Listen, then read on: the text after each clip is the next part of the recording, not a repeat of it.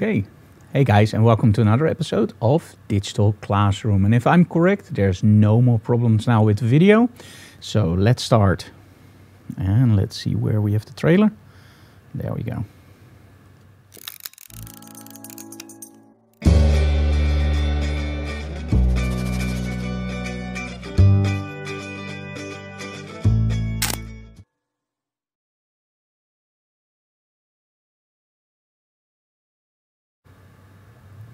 Okay, hey, good morning and welcome in our studio in Emmeloord for a live stream.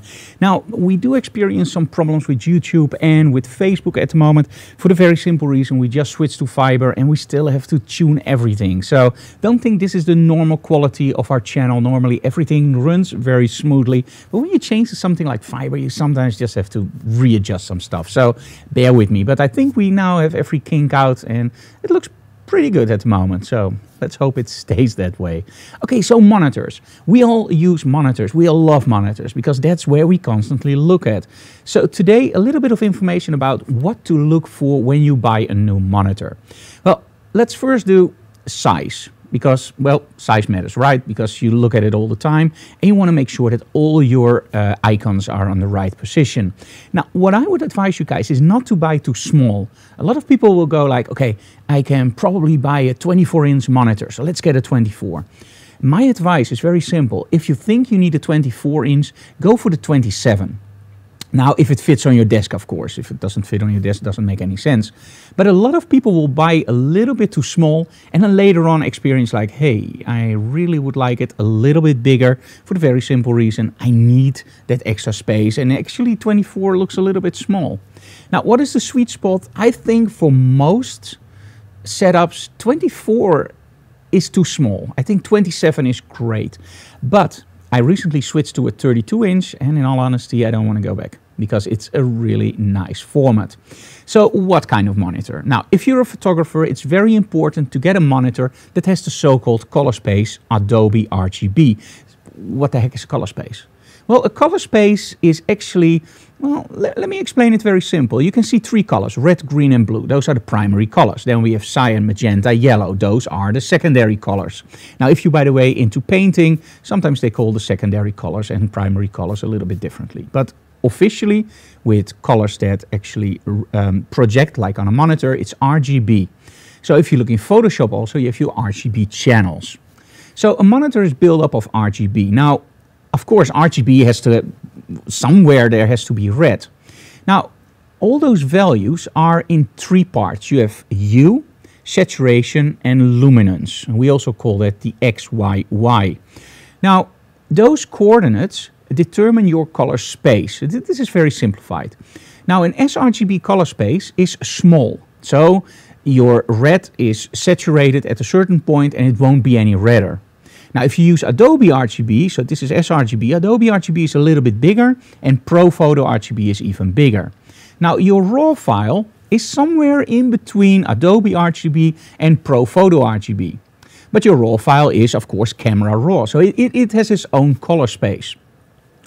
So if you are a photographer and you're really serious about colors, let's say you like those popping colors, it's very important that when you buy a monitor, you actually buy a monitor that is an Adobe RGB monitor. Okay, so what kind of Adobe RGB? Because you have 89%, you have 99%, 100, you have even 70%.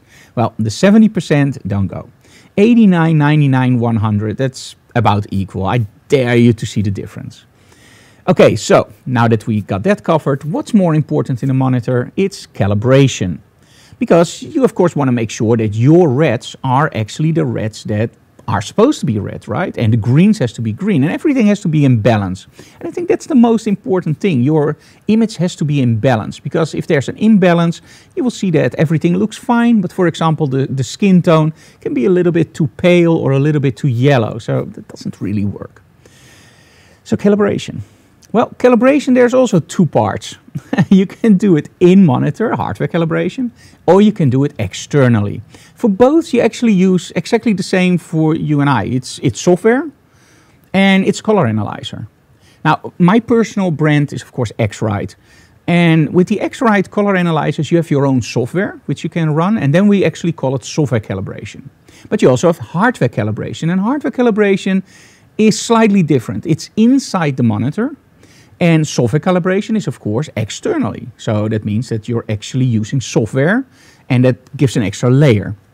And that layer we actually call an ICC profiling, but I don't want to make it too technical. So calibration is important, the size of the monitor, and color space. Now the brand. Well, there are many different brands and they all claim to be the best.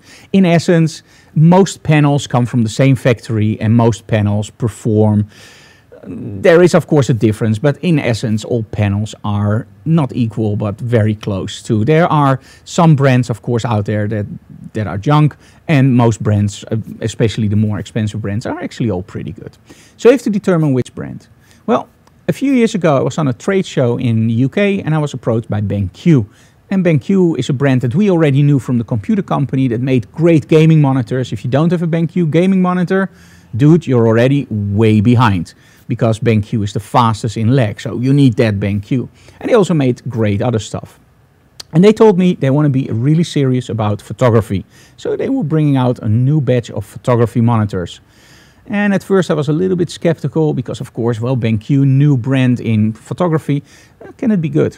So I took one of their monitors with me and I can tell you I was blown away. And for one simple reason. It's not that it's better than, for example, another brand. I don't want to mention any names, but you know who I mean, right? So it's not better, but it's just a lot more affordable. And with affordable, I don't mean cheap, because these aren't cheap monitors. Don't think you can go out and buy a great photography monitor for 300 euros. Forget about it. It doesn't work. A good, really dependable monitor will set you back anywhere between 700 and 1500 euros. That's the fact. Those are the monitors that you have to aim for. So if you only have a budget of 500 euros, I would advise you guys to get a cheap sRGB monitor and just save up money to get that Adobe RGB monitor. Oh, by the way, I see some questions coming in, so let me first quickly look at that. Question here, do you know, are the color spaces on raw images different between different cameras for different brands? Jerk, yes.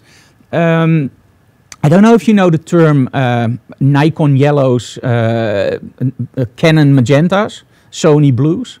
The Sony blues, that sounds interesting. But all cameras will render images slightly different. And that's also why RAW converters are incredibly important. And this is the cool thing about Digital Classroom, right? We can go any direction. So the RAW files are different. And when you have a RAW converter, it actually doesn't just do ones and zeros. It also does mapping to your color spaces. It does mapping to contrast. And it's a very difficult subject. And think about when Fuji released their cameras with their new sensors. It took a long time before any RAW converter could actually make good images out of that, because there was a lot of problems with greens, there was a lot of problems with just stripes in the images. Nowadays everything is okay, but it took them a long time. So every RAW file is different. It's literally what the sensor sees and records. But it's not that a RAW file from, for example, a Nikon 850 is the same as a Sony, because they both use Sony sensors, right? It's also what the manufacturer does. So yes, color spaces do change. There's not a camera RAW color space that's the same for all cameras. It's always a little bit different. So watch out for that. Very, very good question.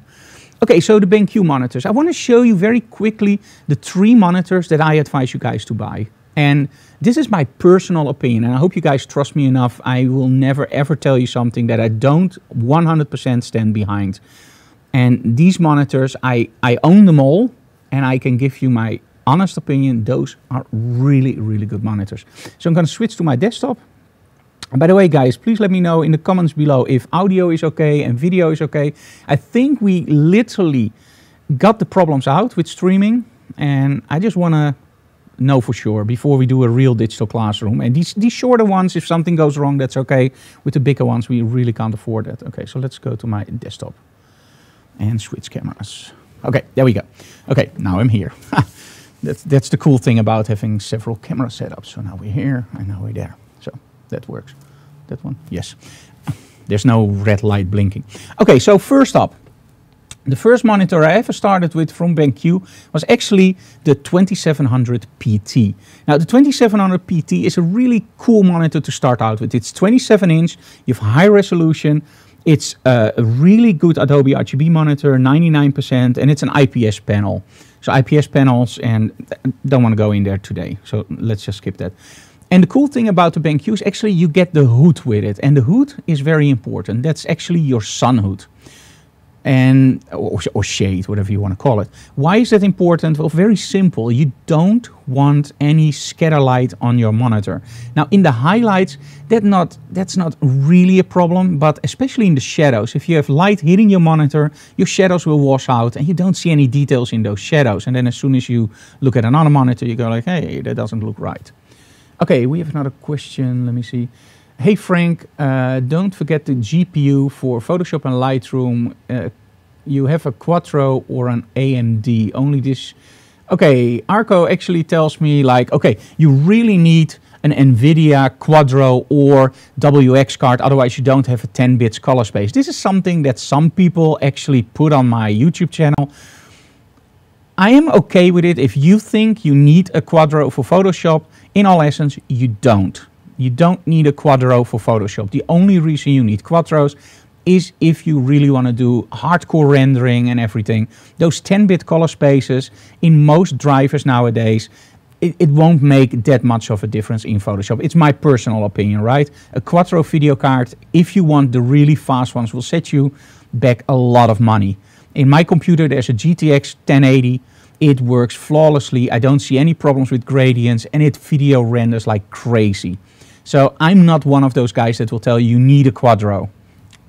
Some people are very much, I need 10 bits, or I need 12 bits, or I need this.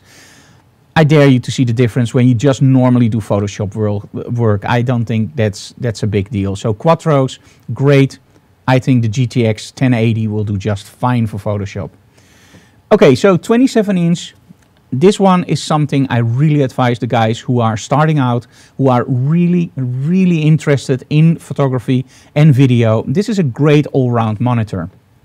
Now, there's a new version that's actually, in my opinion, maybe even better at the moment, and that's the 27.1. Sorry, I was also reading a comment. The 27.1, this is the one I'm using at the moment at our house studio. So this is where we edit all the vlogs on, do all the video editing for, and all the other stuff that you see online that has to do with YouTube. The thing that I really like about that monitor is actually, and it's a 4K monitor. So that means that we have a lot of space where we can actually put our icons. Now, normally on, for example, Windows, I don't really use that space because, well, you don't want tiny, tiny icons. But when I'm in a video editing program, like for example Premiere or DaVinci Resolve, I do want that space. So I don't mind if it's a little bit smaller. I just like to have a lot of space around me so I can actually work. So 4K monitor for that kind of stuff is great. Now I have to realize something with a 4K monitor. There's scaling, and I'm going to show you very quickly how you do that in Windows. Let's go to display settings. Okay, so here you see my monitor. Number 3 is what you're actually seeing now. Now, if you scroll down, you see scale and layout. Now, this is on 100%. See what happens when I do 150. Now, everything gets bigger. That means all the letters get bigger. Everything just is easier to read. You have more space. Oh, sorry, the letters are bigger, so you have less space. Now, if you go to 100%, this is where I normally put on any monitor that has like a 2560 by 1440 resolution. This is what I use for most of the monitors. The 4K monitors, now if you look at my number 1, that's a 4K. Now, I have pretty good eyes. Although I'm wearing glasses, I can see very, very sharp. And that means that I use a scaling of 125%. Now, most people will use a 4K monitor on 150%. But make sure that you really check out that scaling, because the first time you connect a 4K monitor, you will go like, oh, this is way too small. So just make sure that you go to your display configuration and actually use that zooming. Really, really important.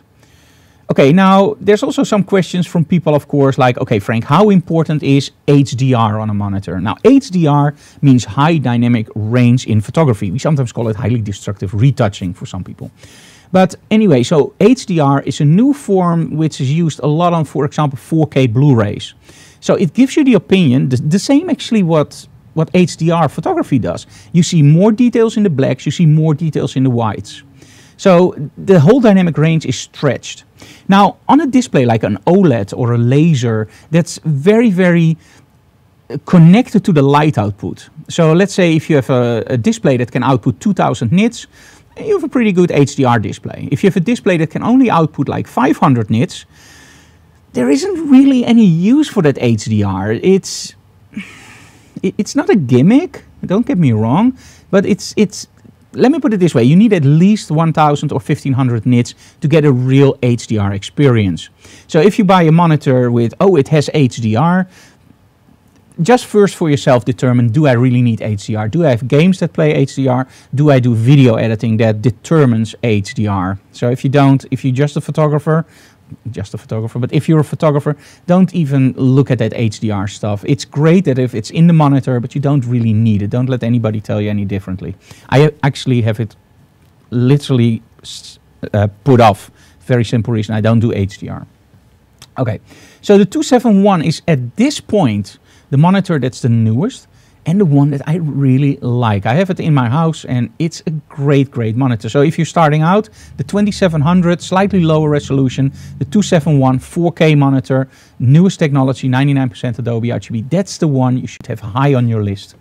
Now if you go like, okay Frank, I really like those monitors, but I like it a little bit bigger, go to the 320. Of course, this is the BenQ series that I'm showing you. There are also other brands, so don't worry, but I'm a BenQ ambassador, so I show it you for BenQ. So the thing that I like about the 32-inch is because of that 4K resolution, you now literally have a lot of desk space. You can put your icons in. If you do video editing or photography editing, you have all that stuff on the side, and it's really, really cool. So let's switch back to my other display very quickly and just switch. Oh, sorry, wrong one. Okay. Now, the thing that you really have to remember when you are looking for a monitor is not only resolution, it's not only HDR, it's not only this and that.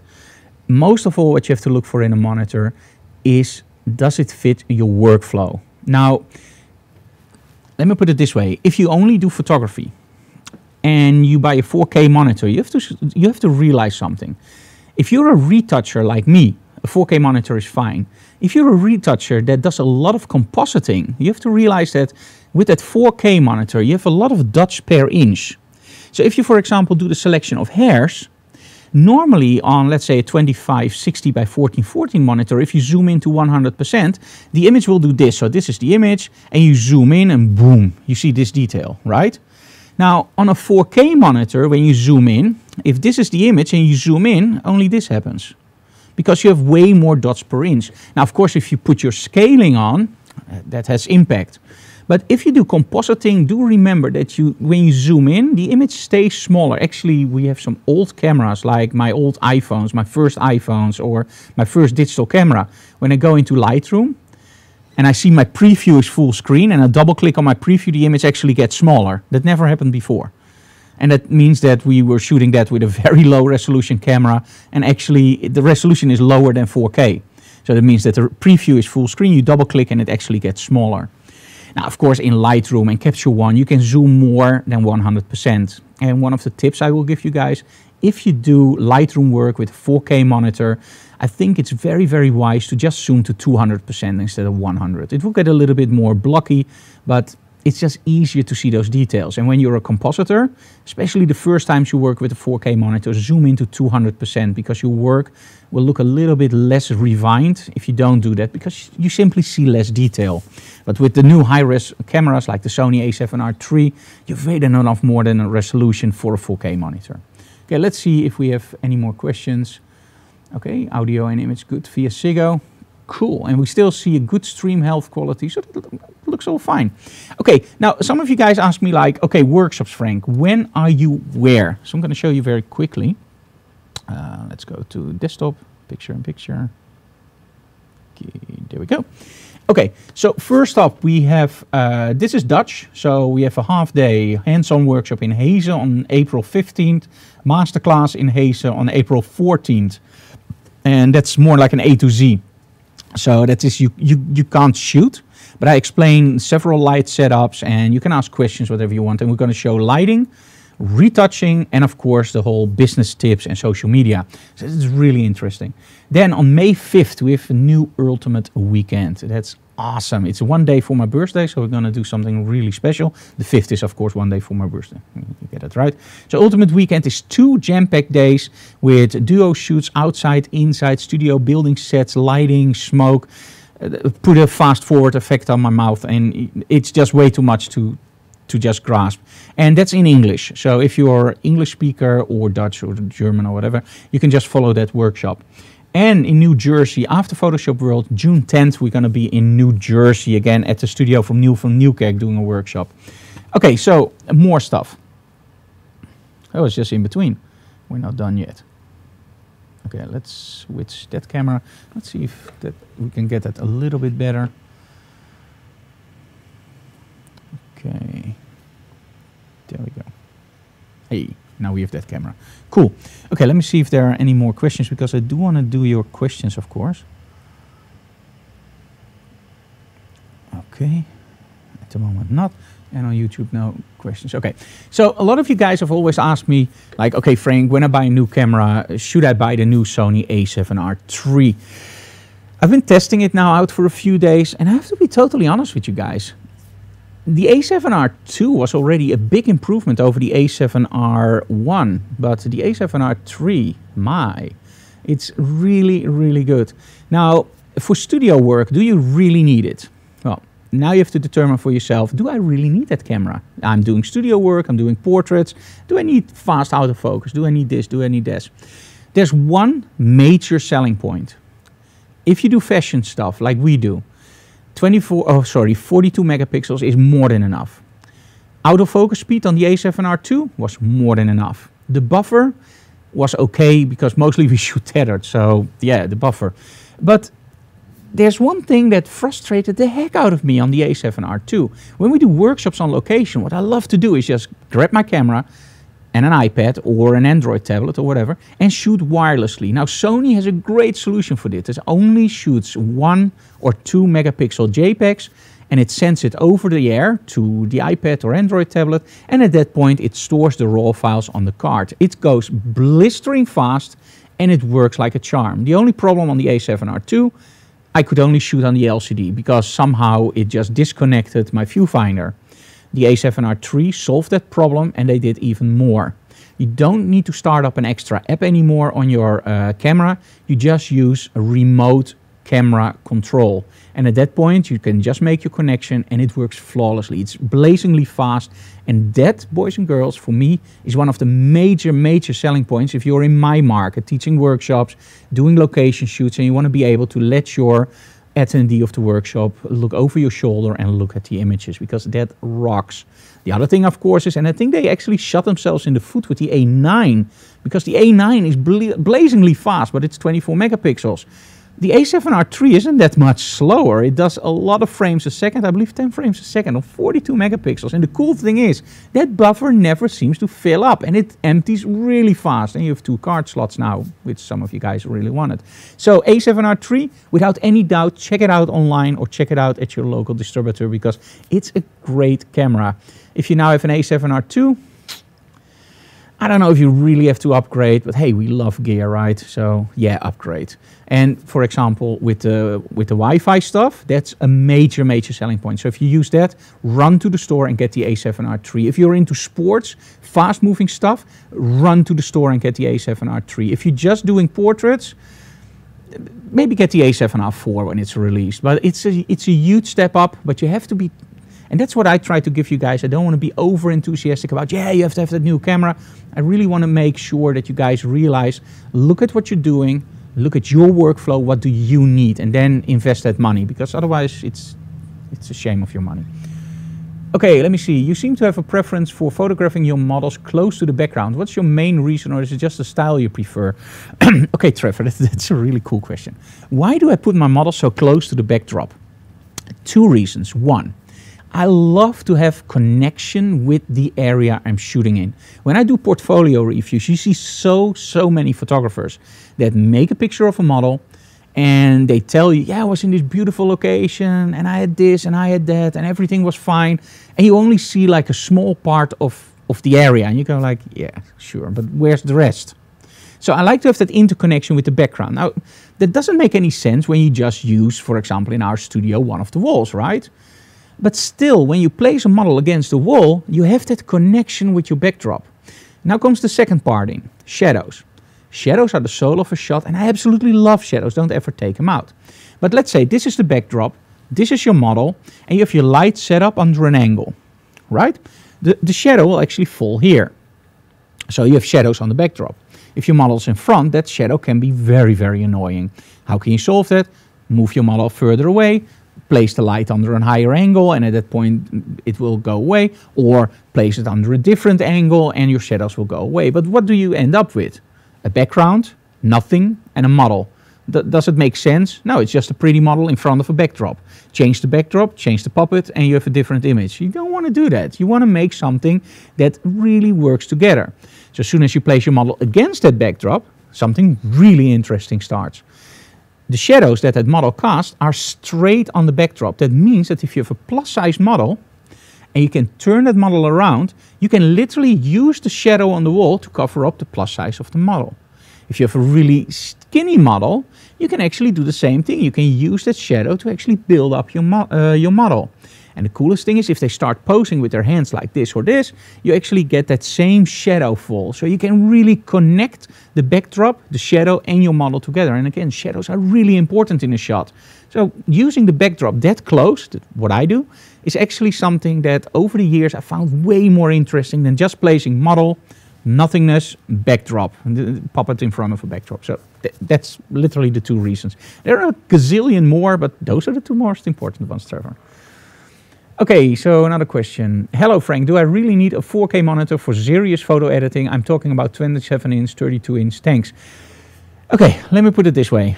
I put on my cap for my brand, BenQ, right? Yes, you need a 4K monitor, you need the most expensive monitor you can buy, and yes, you need 32-inch. What? 40-inch, 42-inch, and you need a new one every 6 months. Okay, take that cap off. Now I'm going to give you the honest opinion. Again, workflow. Look what works for your workflow. I think that a monitor is the most important thing in your setup. For the very simple reason, it's where you judge your images. It's also where your client judges your images if they're in the studio. And it's just very important to see shadow detail. Yes? Because if you don't see shadow details, think about this. I do a lot of high contrast stuff. In the shadows, there's often a lot of detail.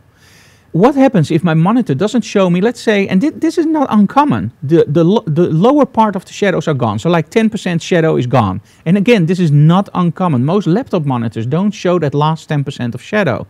And I do my retouching and I think everything is black, right? So I made a mistake with my lighting. There's a little bit too much. So I'm going to clone that out. I see a light stand over there. And on my monitor, everything looks fine. It's perfectly black. Now I go to a better monitor and I see that actually my Photoshop work wasn't that well, because you can still see in the shadows, you can see another stand, you can actually see that I didn't clone correctly. Trust me, I've seen shots like that are actually sent to me by students who did a workshop here, and that just send me those images and say, hey, how do you like it? And I tell them like, oh, you forgot to take out a stand and there's a lot of clone work that doesn't compute, that doesn't look right. And they go like, huh? I never saw that. And then they see it on my monitor and they go like, ooh, that's not good. So that's very important in your monitor. So that means that you don't go for the cheapest monitors that you buy at MediaMarkt or whatever. I don't know if you guys have a MediaMarkt, but Best Buys or Target or whatever. You have to have a good monitor. So you have a few brands. You have, of course, ISO, BenQ, Lassie. I don't know if, no, Lassie doesn't make any monitors anymore. NEC and HP, I believe, have some serious monitors. And if I forget a brand, sorry about it. But you have some really, really good brands. Now it's the question of which brand gives you the best bang for your buck. In my opinion, that's BenQ. And again, like I said at the start, most monitors use the same kind of panels. They use the same kind of techniques. If you put them next to each other, there will be a difference. And of course, in a 5-year span, there will be a difference. But most people upgrade on monitors like every 1 or 2 or maybe 3 years. So don't worry about that. So do I need that 32-inch? No. I sometimes do editing on my laptop. I sometimes do editing on the road on a smaller screen. So no, the thing that you do need is a color analyzer. calibrate your monitor. Even a cheap monitor, calibrate that monitor, because then you know for sure that you see what you actually want to see. Okay, now another question, and I will ask that question myself for the very simple reason I know that question is coming. Why should I calibrate if my client doesn't have a calibrated monitor? The answer is incredibly simple. If your client has a certain monitor, let's say with 10% too much blue, the client will be used to seeing 10% too much blue. That means that all the images that come in at the client's office will have 10% too much blue. He's used to that. So if you don't calibrate your monitor and your monitor has, let's say, 10% less blue, you will actually add a little bit of blue to make it look normal. That actually means that on that client's monitor, your image will have 20% too much blue. And he will go like, uh-oh, that doesn't look right. So always make sure that your monitor is calibrated. And then if you have a problem with the client, you can always let them see it on your monitor. Actually, there is something, and I don't know what the name is. If you want to know, email me, because this saved me a few arguments with clients. X-rite or Pantone, one of those two, have little stickers with 2 squares. And you put them on your prints if you deliver prints to a client. If your client calls you and goes like, hey, the prints are wrong, you can actually ask the client, okay, turn the print over. What do you see? If the client sees 2 squares, you know that the lighting isn't correct. You tell your client, can you please go outside? The client goes outside with his print. How does the print, how do you see the squares now? Oh yeah, it looks, oh, this is different. I now see only one part. Okay, can you turn the print over? How does the print look? Oh man, the print looks amazing. And now you can educate your client that they have to put lighting on their prints. Because a lot of people don't realize that there's a huge difference between seeing a print on paper, which actually absorbs light, and seeing a print on a display which emit light. So we have adaptive colors and subtractive colors. So you have to be really careful with that. But those little stickers actually saved me a few clients. It doesn't really save me the clients, but we had an argument with the client who said the prints are too dark. And I let them turn around. And later on they put new lights on the prints and they were awesome. So that's something that's really cool. If you want to know about it, just email me, because I don't know what the brand was, but we still have them here so we can find it out. Okay, let me see. Hey Frank, how's the challenge going I gave you? Frank, oh, that challenge. Yes, we're working on that. But I don't know if I can do that in a digital classroom, but we're going to try maybe next digital classroom, Frank. So you don't know what we're talking about for the other guys, but it's going to be interesting. Oh, and I got some other cool stuff for you guys. Now, you know tethering, right? So you know that port can break down. We got some new stuff in from Tethertools. We just got it in, so I want to show you because we're really, really happy with this. Now, this one you already knew. This is the tether block. So it's a metal part. Let me put it a little bit closer. And the cool thing is that you now route your cable through it. So it's really, really tight. And it's better than a jerk stopper. It's more expensive than a jerk stopper. But with the jerk stopper, there still is a little bit of play. This is rock solid. They also have a rock solid product, by the way. But we're not going to talk about that here. So just route this, and they also have one that actually is an Arca mount.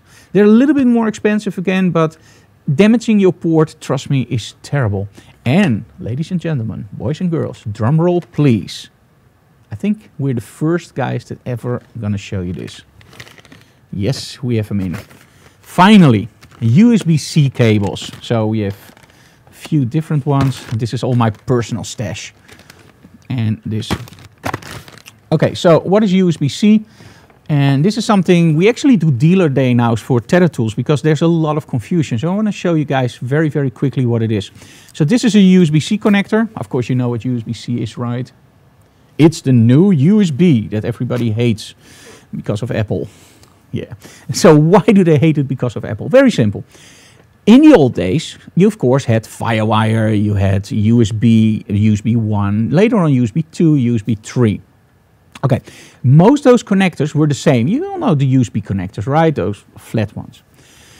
So then they made, in my opinion, the mistake to have a lot of cameras out there with micro USB, mini USB, and those connectors are really, really fragile. That's actually why we started using, for example, the Tethertools jerk stoppers for the very simple reason. It just broke down very easily, and it's frustrating as heck if you have a damaged camera.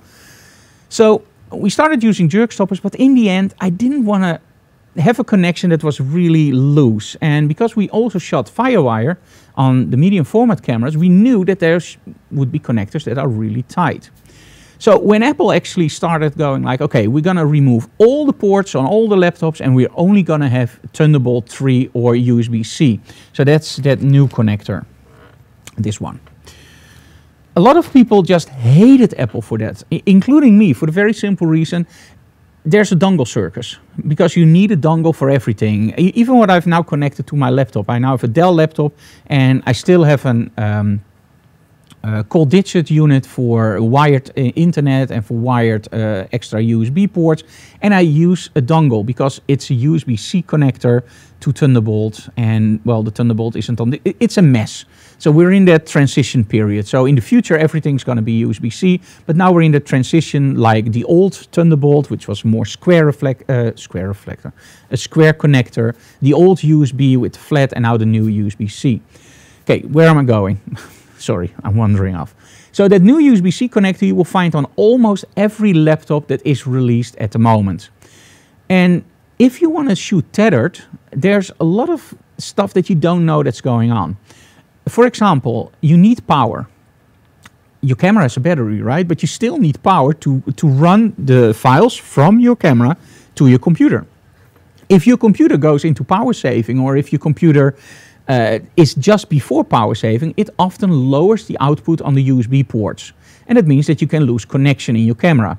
In Lightroom that can happen, and for example you just say stop tethering, start tethering, and starts again. That can be a power issue.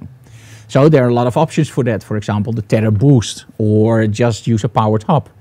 With USB-C we don't really have that problem because there's an option for more power on the cable.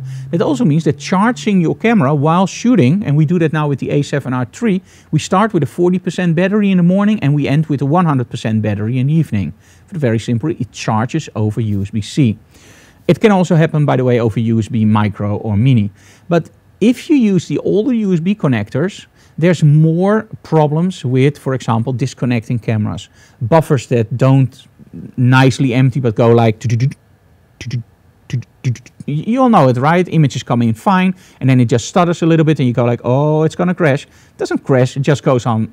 It's just not smooth. So USB-C is actually the solution for more smooth transitions, plus of course charging. Now that sounds nice, but if you still use a dongle, you're actually not shooting USB-C, you're shooting USB 3 or USB 2.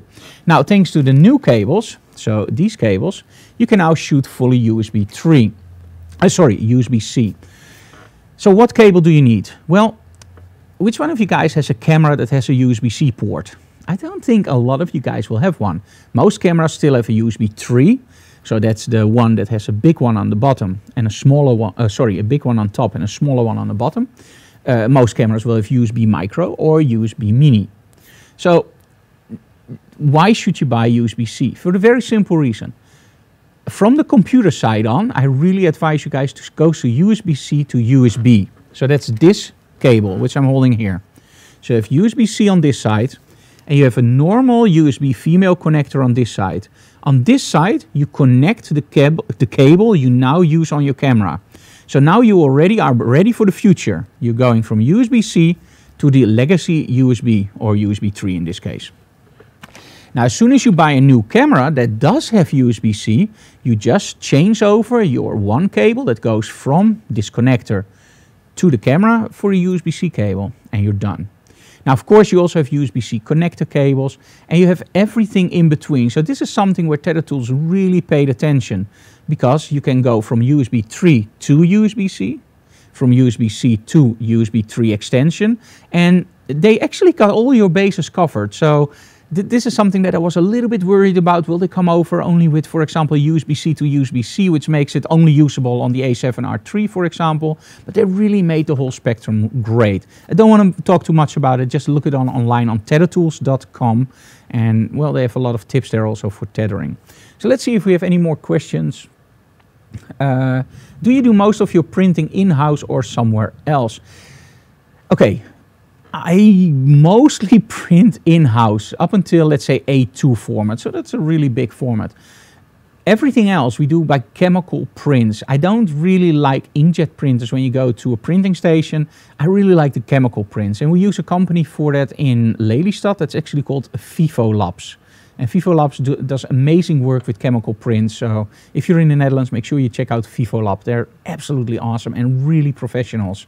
And the thing that I find out a lot, and that's a little bit frustrating for me, is when I send out images to, for example, printers, they will often send me the images back like, oh no, we need higher resolution. And I go like, dude, I sent you a 60 megapixel file. What do you need more? It's 60 megapixels, 60. It's huge. No, we can't print it. It's too low in the resolution. Over the years, I found out that there's a really simple trick for this. Go into Photoshop. Don't change anything on the image, just change 72 dpi to 300 dpi. Save the image, it's the same size, and the printer will go like, yeah, now it's great. Now next time think about this, because we as professional printers really need that high resolution. And you go like, yeah, dude, sure. The only thing you changed is actually a flag that says 72 dpi or 300 dpi. So I don't really like the quality anymore of just send out your images and get them back. There are a few exceptions. For example, in the Netherlands, you have ProFotoNet, which does a really good job. Oipo does a really good job.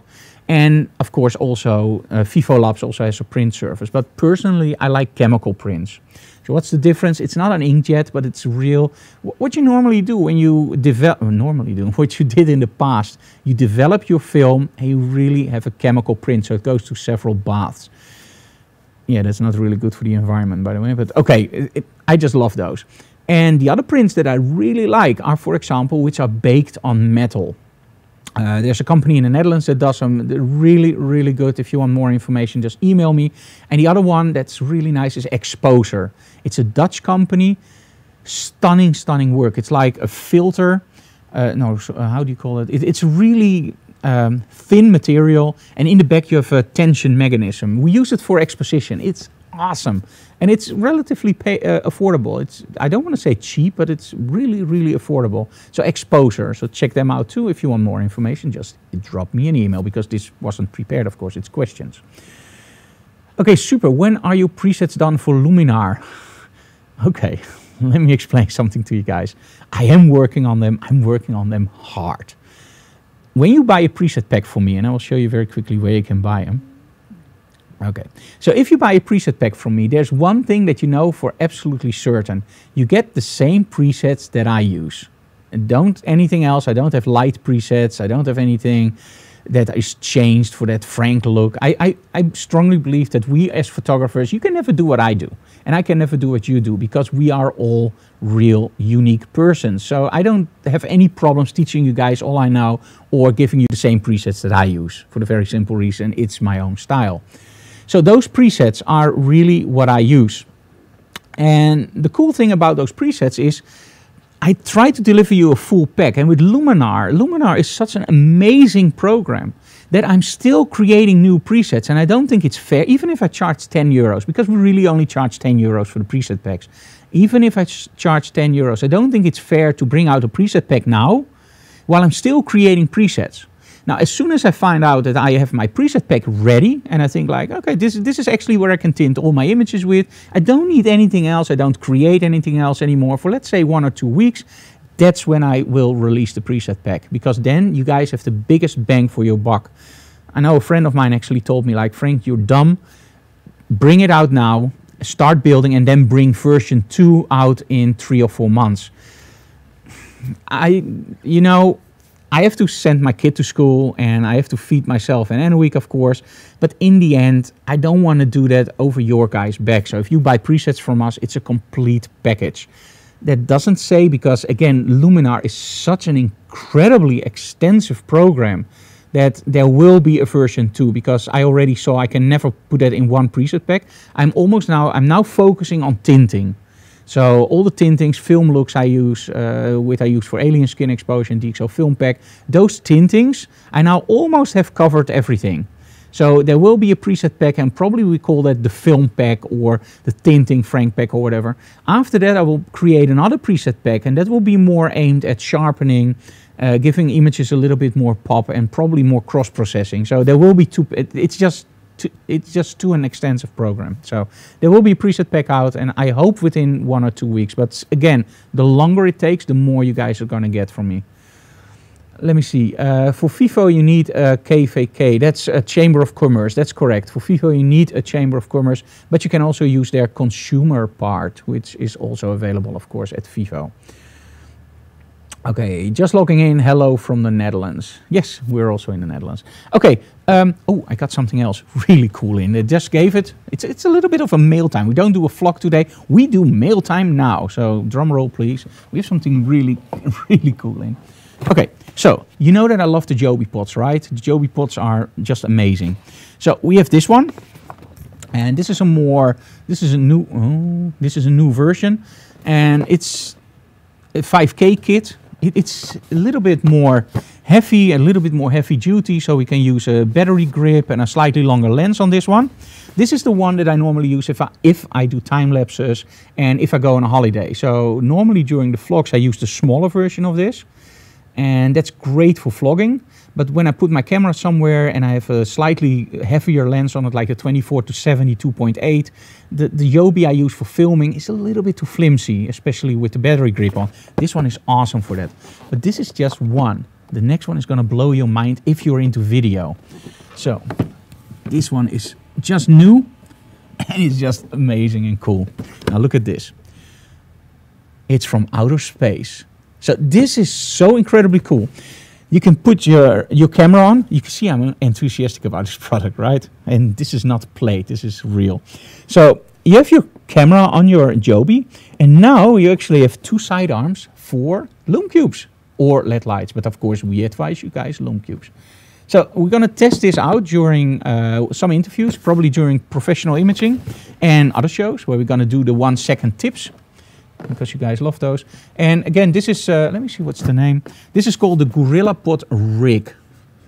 Highly, highly recommend this one. If you're into video, if you're not into video and you never use video lights, it doesn't make any sense to buy this one because you just have a Siamese twin Joby pod, a smaller and a bigger one. But if you're into video, this is absolutely awesome for vloggers out there and interviewers. It's really, really cool.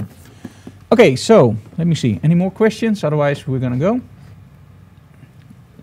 Okay, one quick question, and please answer that in the chat box. Is there a delay between the audio and the video at the moment? Because again, we have probably figured out what went wrong with the network. So it should be now okay for the longer episodes of Digital Classroom and everything else. But we want to make absolutely sure that there's no delay now between video and audio, because I had to change a lot of the timings. Thanks to a tip, we actually found out that it was actually in the timings. Fiber is just very fast. It doesn't make any sense, you know, when you go from a slower 4G connection with low latency, low latency, to a fast latency connection, that you've changed stuff. But hey, okay, no delay here. Awesome. So everything is okay. One thing. Let me see, where is that? Okay. Now, as mentioned before, we do everything for free online, and we love you guys, and we keep doing it for free. But if you want more in-depth material, and you want to have material that goes a little bit more into, for example, styling, or a little bit more into light metering or Capture One, we do have commercial videos out there. And again, I don't believe in charging a boatload of money to you guys. They're all relatively cheap priced. I say cheap. They're relatively low priced, with 35 euros or 40 euros for a video which runs for 2-3 hours. So make sure you check that out. And they're on frankdoorhof.com/videos. We have a lot, I believe 12 or 13. And they're really, I think, high quality. Okay, let me see. Do we have any other stuff that's interesting for you guys? Nope, not at the moment. Okay. Then I would like to thank you so very much for watching. If you have any pictures you want me to critique, go to send them to community@frankdoorhof.com, and I will leave that in the comments below. And of course, for the next episode of Digital Classroom, we will do, of course, new photo critiques. That also goes for questions. Just send them in to community@frankdoorhof.com. And if you have any questions about photography or stuff that I can do on a one-on-one basis like this, I will actually answer those during these live broadcasts. What can you expect in the future from us? Way more live streams, for the very simple reason we now don't have to calculate and hold a little book with what we used, because now we have unlimited data and fast internet. And as it seems now, it works. Yay. So expect a lot more of these live streams, maybe once every 2 weeks or once every week. We don't know, just whenever we feel like it. So keep those questions coming. Thank you so very much for watching. Sorry. Looks okay, but can you clap your hands to check it? You're fooling me right now. No. And one more. That looks okay, right? Okay, thanks for the session. Good weekend. And are the cheaper BenQ as good? Okay, this is a cool question. Are the cheaper BenQs as good? BenQ for gaming monitors is a high-end brand. It's a really good brand. If you don't game on a BenQ monitor, you're already behind. For photography, they just started out. It's already 2-3 years, but they're really good at photography monitors. With every brand, if you buy the cheapest monitor from that brand, it will not be a piece of you-know-what, right? It's a well-known brand, so it will be better than an unknown brand. But for photography, I really don't advise you guys to buy the cheapest monitor out there. If you don't have the money for an Adobe RGB monitor, spend a little bit more money on an sRGB monitor and then save up for that Adobe RGB. If you only have 100 euros for a monitor,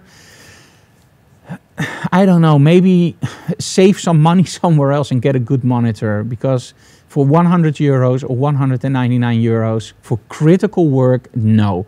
By the way, if you're just a photographer that loves to do street photography, that loves to do family photography, get the cheapest monitor out there and spend the other money on instructional videos, for me of course, on YouTube videos, on subscriptions to Calibration One or any other brand, but make sure that you spend your money on education. But if you do anything that costs money or earns you money, make sure you invest in proper monitor. Anouk, do you want to say anything to the viewers?